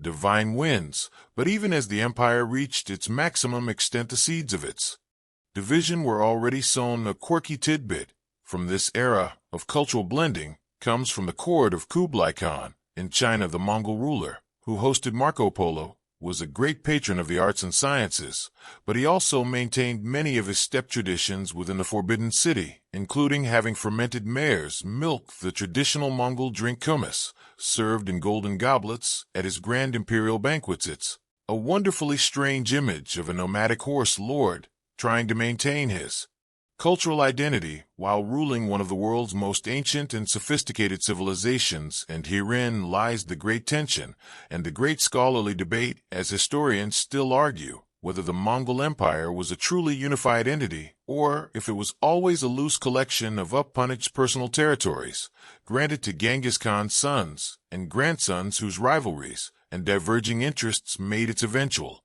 fragmentation inevitable. The empire was simply too big, too diverse to be governed effectively by a single ruler. For long after the death of Monk Khan in 1259, the empire fractured into four main successor states or khanates: the Yuan dynasty in China, the Golden Horde in Russia, the Ilkhanate in Persia, and the Chagatai Khanate in Central Asia. These khanates, while still powerful, often fought amongst themselves. They gradually adopted the cultures and religions of the people they ruled. The Ilkhanate in Persia converted to Islam. The Yuan dynasty in China adopted many Chinese customs. The Mongol rulers were slowly being absorbed by the very civilizations they had conquered. You stand at a crossroads somewhere in Central Asia. You can see the caravans heading east to the riches of Yuan China and west towards Ilkhanate Persia. The Yam system still functions, but the sense of a single unified empire is fading. The air is thick with the dust of centuries of trade and conquest,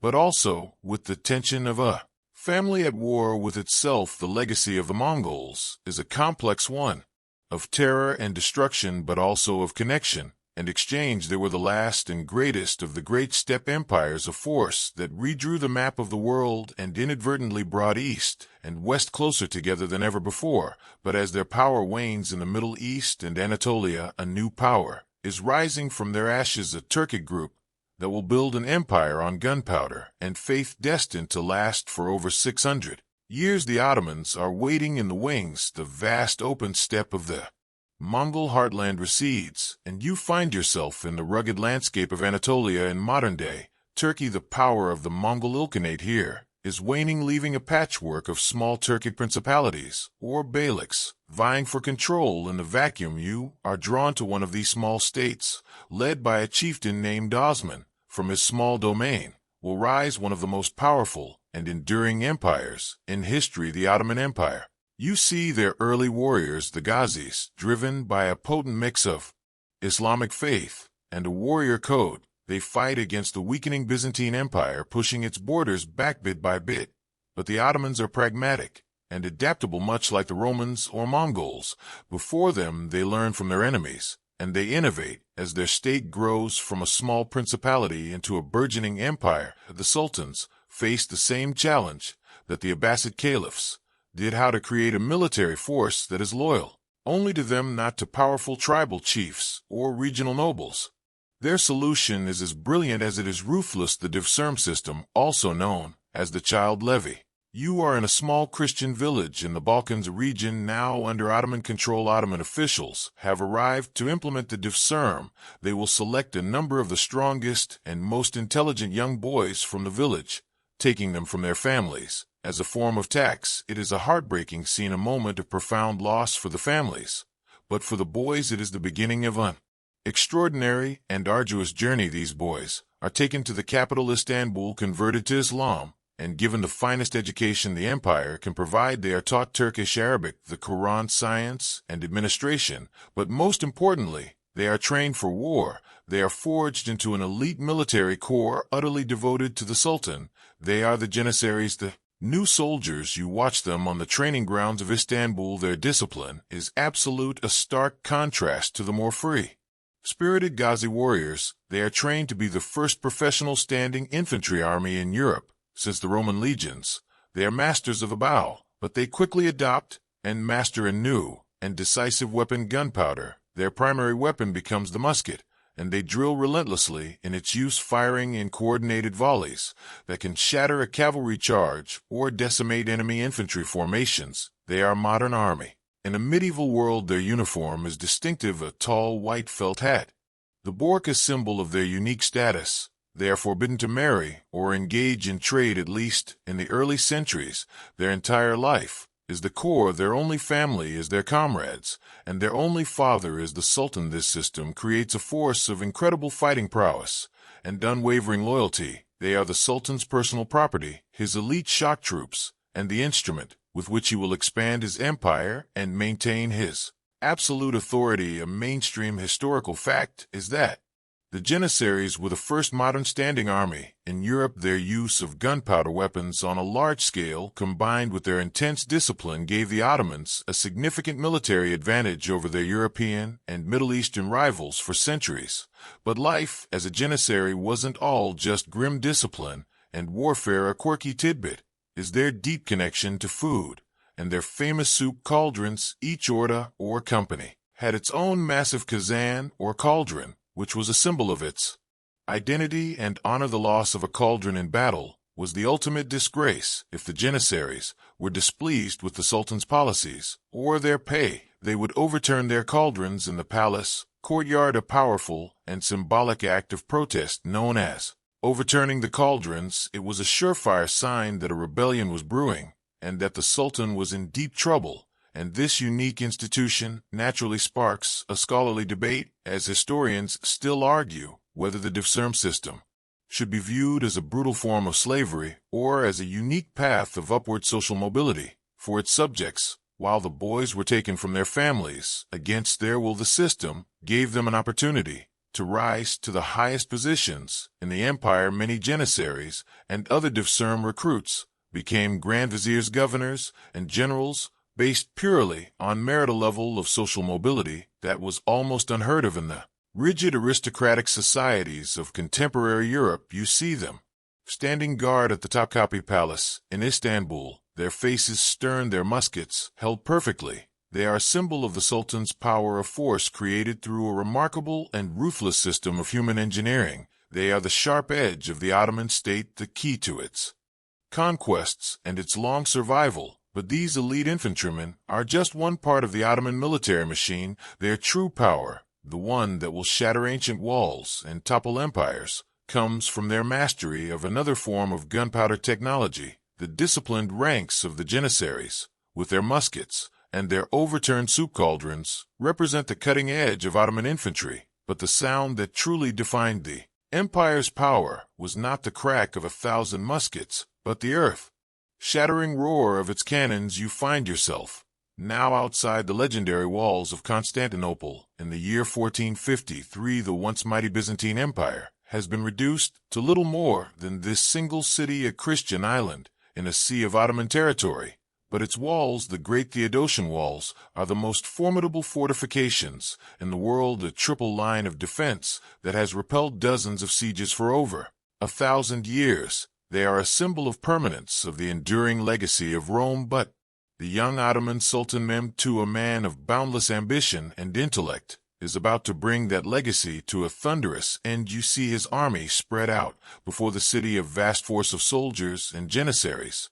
But your eyes are drawn to the real stars of the show, the great siege cannons. Mehmed has assembled a train of artillery, the likes of which the world has never seen. These are not the small trebuchets or catapults of the past. These are monsters of bronze and iron, and at the center of this arsenal is a true behemoth, the basilic, or the great Turkish bombard, designed by a Hungarian engineer named Orban, who had first offered his services to the Byzantines, but they couldn't afford his price. So he went to Mehmed, who paid him handsomely. This cannon is over 27 feet long and can fire a massive stone ball weighing over 1,200 pounds for more than a mile. It is so large it takes hundreds of men and dozens of oxen to move it into position, and It can only be fired a few times a day because the heat it generates is so intense, but each shot is a cataclysm. The ground shakes as the great cannon fires. A plume of black smoke billows into the air, and you hear the terrifying whistle of the massive stone ball as it arcs towards the ancient walls. The impact is devastating. Stone that has stood for a millennium shatters like glass. Each shot is a psychological blow as much as a physical one, a relentless pounding that wears down the defenders' morale day after day, week after week. The Ottoman cannons roar relentlessly, chipping away at the mighty walls, creating breaches that the Janissaries and other troops can then assault. A mainstream historical fact is that Mehmed's use of massive siege cannons at the fall of Constantinople marked a pivotal moment in military history. It signaled the end of the age of traditional fortifications and the ascendancy of gunpowder artillery as the decisive weapon in siege warfare. Castles and city walls that had been impregnable for centuries were now rendered obsolete overnight, and the Ottomans were at the forefront of this technological revolution. A quirky tidbit about this grand siege is the logistical effort involved in just supplying the cannons. The massive stone balls were quarried miles away and transported to the siege lines,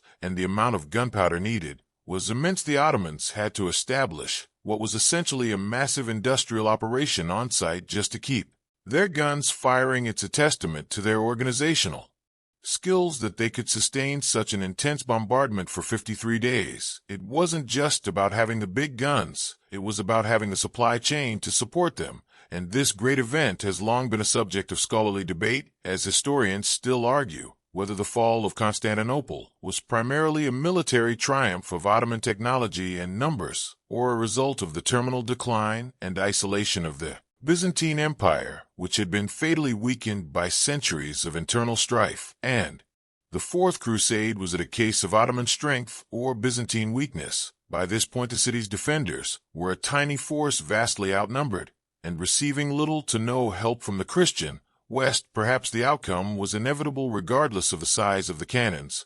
Finally, after weeks of bombardment, a breach is opened, and the Janissaries lead the final assault, pouring into the city. The last Roman Emperor Constantine 11 dies fighting in the streets, and the city falls. Mehmed rides his horse into the Hagia Sophia, the greatest church in Christendom, and declares it a mosque. It is a moment of world-shattering significance, the end of one empire and the true beginning of another. You can feel the echoes of that moment, the shift in the balance of power. From that day forward, the Ottoman Empire becomes a dominant force in the Mediterranean and the Middle East, its power built on the loyalty of its Janissaries and the thunder of its great cannons. It is an empire that will straddle Europe and Asia, for centuries a major player on the world stage.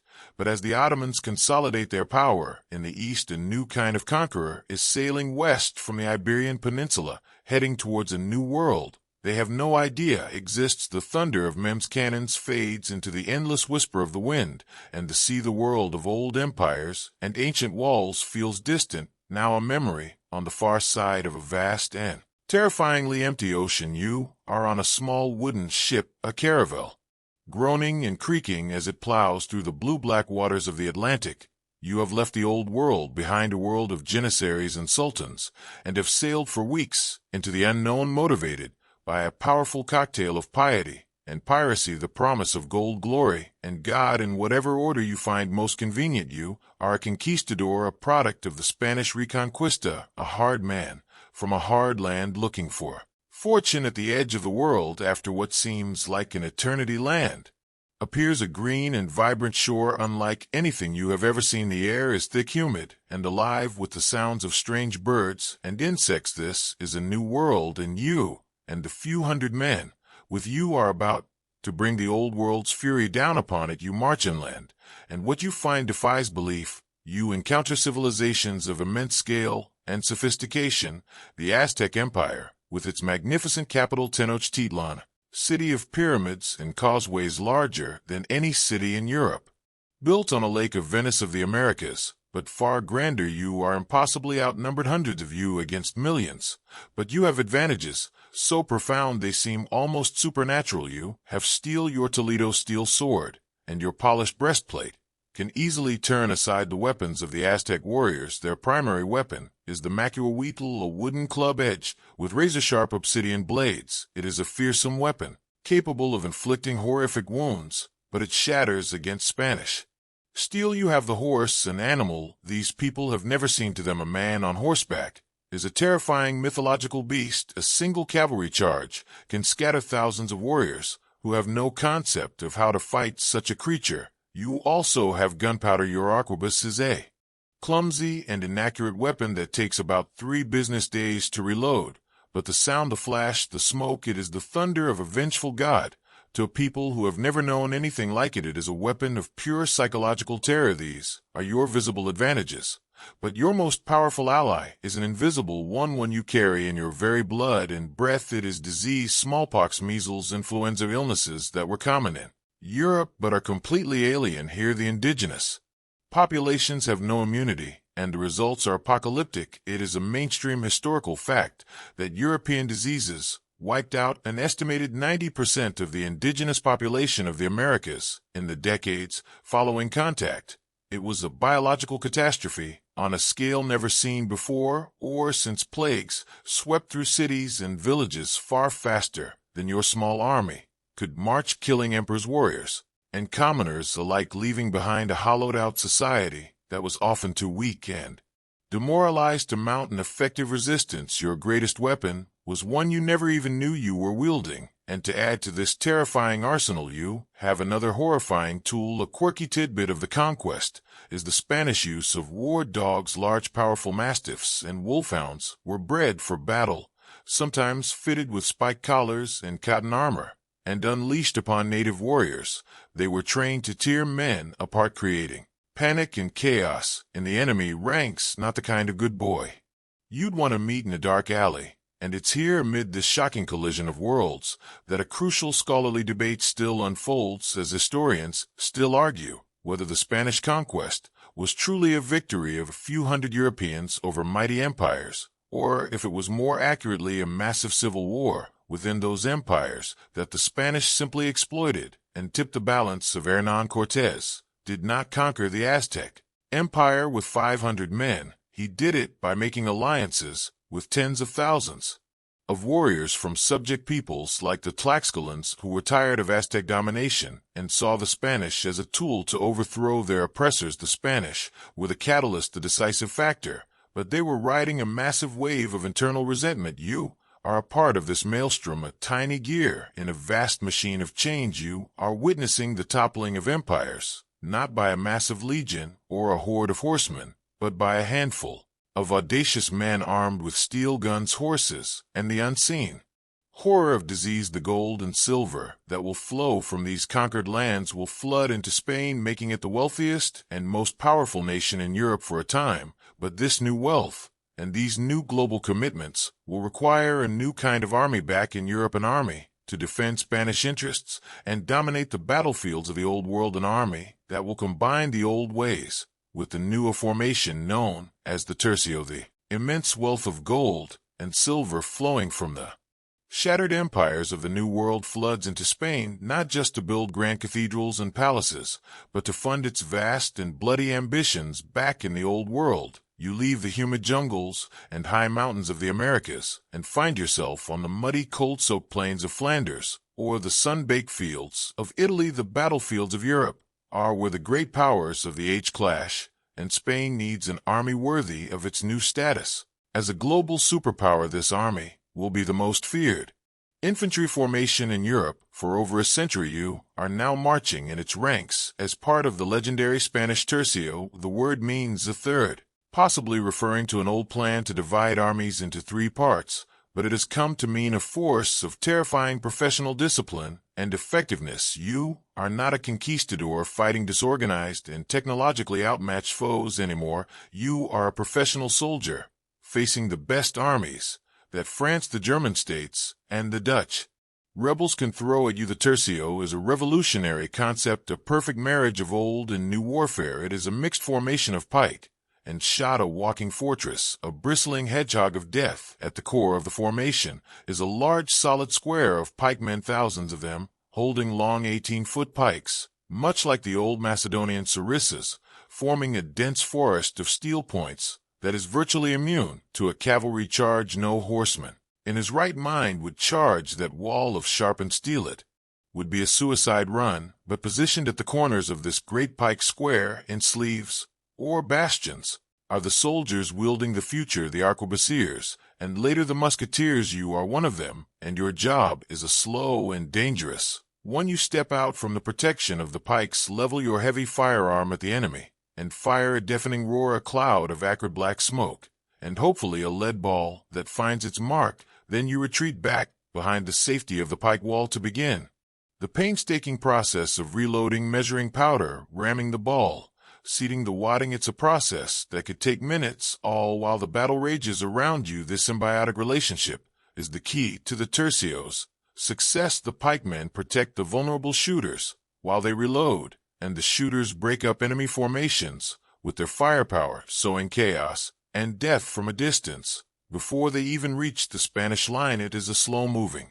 but incredibly resilient formation, a bastion that could hold its ground against overwhelming odds and grind its enemies into dust. A mainstream historical fact is the tercio's stunning victory at the Battle of Pavia in 1525, where Spanish arquebusiers systematically destroyed the elite French heavy cavalry, the gendarmes, who were considered the best in Europe.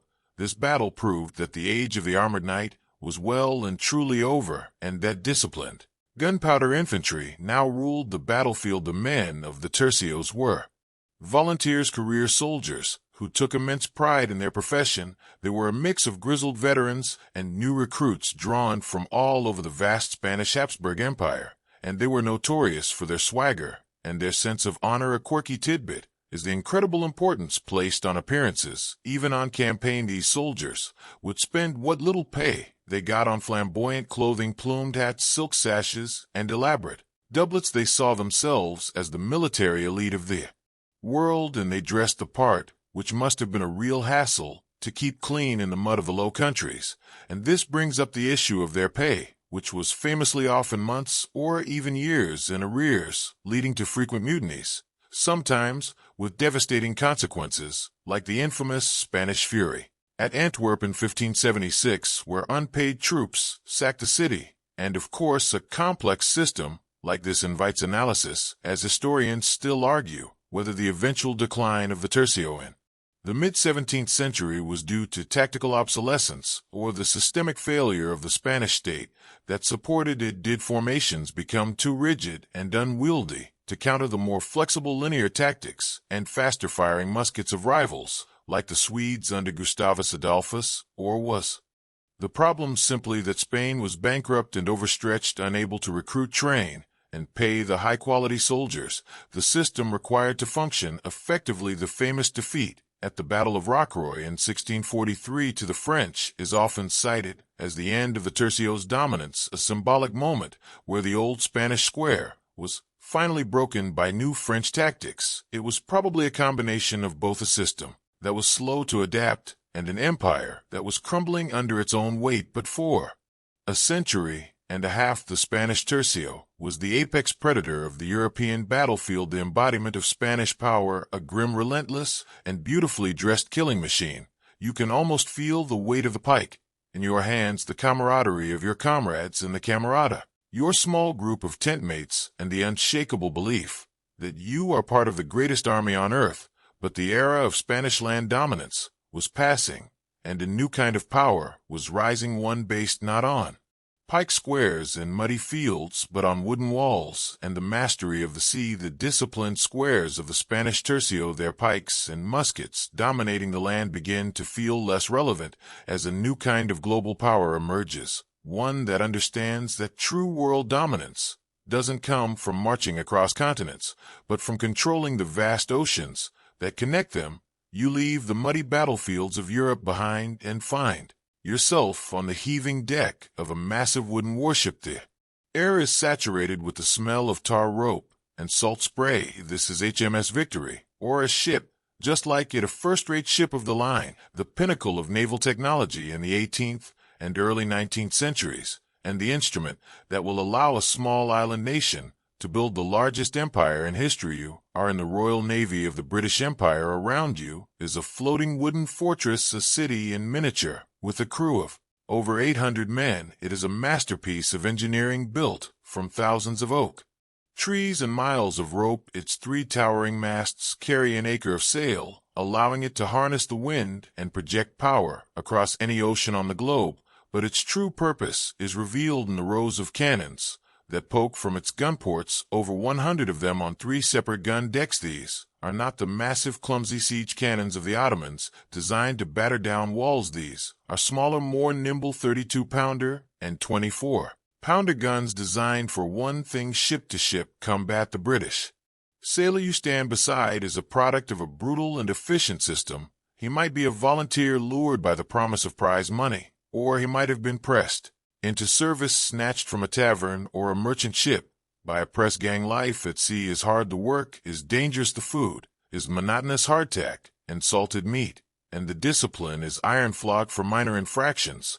But this harsh life forges some of the most skilled and resilient seamen in the world. They can climb the rigging in a gale, reef the sails in a storm, and most importantly serve their guns with a speed and efficiency that no other navy can match. It is this rate of fire that is the Royal Navy's secret weapon in the thunderous chaos of a naval battle, where 2 lines of ships sail past each other, unleashing hellacious broadsides. The ability to fire 2 or 3 shots for every one of the enemies is decisive. A mainstream historical fact is the decisive British victory at the Battle of Trafalgar in 1805, where Admiral Horatio Nelson's fleet annihilated a larger combined fleet of French and Spanish ships. Nelson's audacious tactic of breaking the enemy line instead of fighting in a conventional parallel formation led to a stunning victory that secured British naval supremacy for the next 100 years. It meant that Napoleon, who dominated the land, could never invade Britain,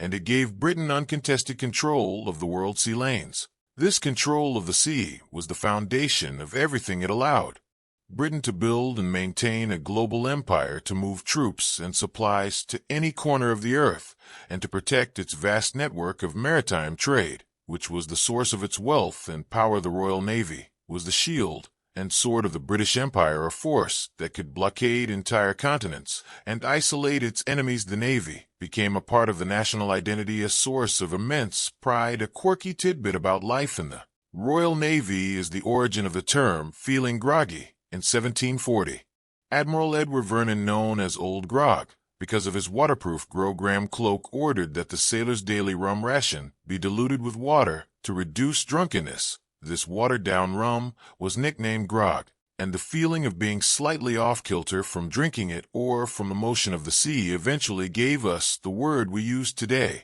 for feeling dazed or unsteady. So you can thank the British Navy the next time you wake up feeling a bit groggy. And a long-standing scholarly debate has centered on the Navy's role, as historians still argue whether the Royal Navy's primary function was as an instrument of military conquest and imperial expansion, or as a global policing force that suppressed piracy and the slave trade after 1807 and created a stable environment for free trade that benefited all nations. Was it an enforcer of empire, or an accidental guarantor of global commerce? The answer, like with the Roman legions, is that it was both. Its power was used to build an empire, but that same power also created a framework of global security that in many ways laid the groundwork for the modern globalized world. You can hear the commands of the officers, the all hands on deck, the creak of the hull, and the snap of the sails in the wind. This ship is a microcosm of Britain itself, a complex and disciplined machine, powered by skilled labor and driven by a relentless global ambition. The wooden walls of the Royal Navy were the ultimate power projection tool of their age. They ensured that Britain could not be touched at home, and that its influence could be extended to the furthest reaches of the globe.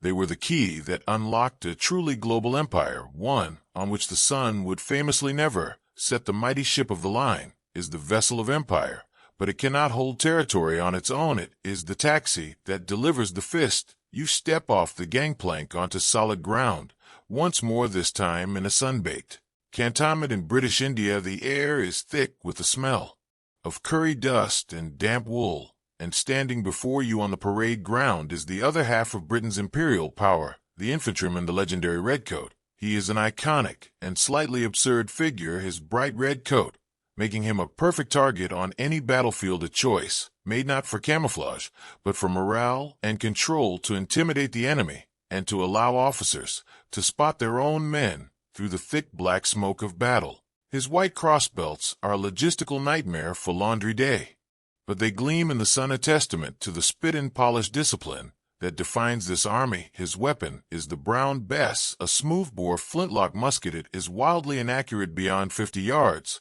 but in the hands of a well-drilled soldier, firing in massed volleys, it is devastating. These are the men who secured the empire on the ground, the men who planted the Union flag from the forests of Canada to the deserts of the Sudan, from the islands of the Caribbean to the ports of China. The Royal Navy controlled the waves, but the Redcoats controlled the land. They were the enforcers, the garrisons, the final argument of the British Empire. You watch them drill their movements. Our clockwork precision, they load and fire in perfect unison, a three-rank deep line that can maintain a continuous rolling fire. This is the thin red line, a tactic that requires immense courage and discipline to stand firm in the open while enemy cavalry charges or other infantry columns advance. A mainstream historical fact that perfectly encapsulates this is the stand of the 93rd Sutherland Highlanders Regiment at the Battle of Balaclava during the Crimean War, facing a massive Russian cavalry charge. Their commander, Sir Colin Campbell, told them, "There's no retreat from here, men, you must die." Where you stand, they formed a line only 2 men deep instead of the regulation 4 deep square, and their disciplined volleys broke the charge, an act of bravery immortalized as the thin red line. This combination of naval supremacy and disciplined infantry allowed Britain to build and police the largest empire the world had ever known. It was a domain so vast that it gave rise to the famous phrase, "The sun never sets on the British Empire," because it was always daytime somewhere in its sprawling territories, from Fiji in the east to Canada in the west. But conquest and control were not just about ships and soldiers.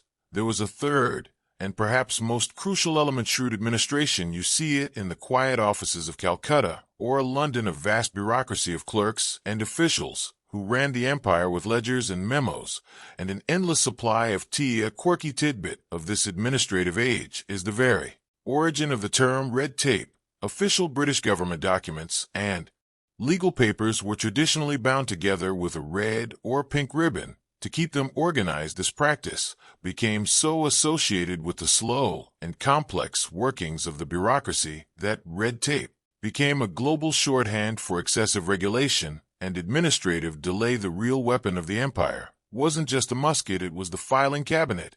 And this dual nature of the empire as a military and administrative power creates the ultimate scholarly debate, as historians still argue, whether the British Empire was primarily a civilizing mission that brought infrastructure, law, and order to the world, or a fundamentally exploitative commercial enterprise built on economic domination and racial hierarchy. Did they build railways in India for the benefit of Indians, or to more efficiently extract resources and move troops? Was it progress or plunder? The East India Company, a private corporation that conquered and ruled much of India with its own private army for over a century, is a perfect example of this blurred line. A company so powerful it acted like a state, a truly wild concept when you think about it, the ultimate example of a business getting a little too big for its boots. So you stand there and take in the whole incredible picture: the Royal Navy controlling the seas, the red-coated soldiers holding the land, and the quiet army of administrators managing it all with their pens and their red tape. It is the culmination of our journey, a military and political system that for a time achieved a level of global dominance that no other power in history had ever managed. It was the final great pre-modern empire, a giant that bestrode the globe, a complex legacy of power, trade, violence, and innovation that shaped the world we live in today. And so our long march through history comes to a close, a journey that has taken us from the disciplined spears of the Persian immortals to the thundering cannons of the Ottomans, from the lightning cavalry of the Caliphate to the silent terror of the longship. We have stood with Alexander at Gaugamela and watched the Roman legion grind its enemies To dust we have ridden with the Mongol horde across the steppe, and sailed with conquistadors to a new world. We have seen how empires rise on the points of spears, on the barrels of guns, and on the decks of great ships. We have seen how discipline and technology, and sheer ruthless ambition, can reshape the maps and the destinies of millions. The echoes of their marching feet are fading now. The sharp commands of centurions and the war cries of warriors are softening into a distant murmur, carried away on the gentle breeze of time. These great military powers, these giants of history, are all sleeping now, resting in the quiet pages of books, and in the dust of forgotten battlefields. The ground is settled, the banners have been furled, and the world they knew has drifted into the realm of memory and story. And now it is time for you to drift away as well. Let the hum of the fan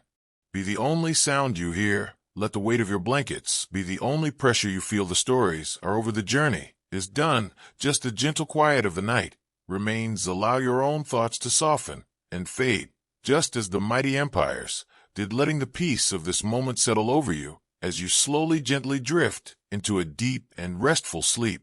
These 10 militaries didn't just fight wars, they shaped history. Their power defined empires. Their enemies feared their very names. Which one do you think was the most terrifying? Drop your thoughts in the comments below. And don't forget to like, subscribe, and turn on the bell for more untold history from around the world.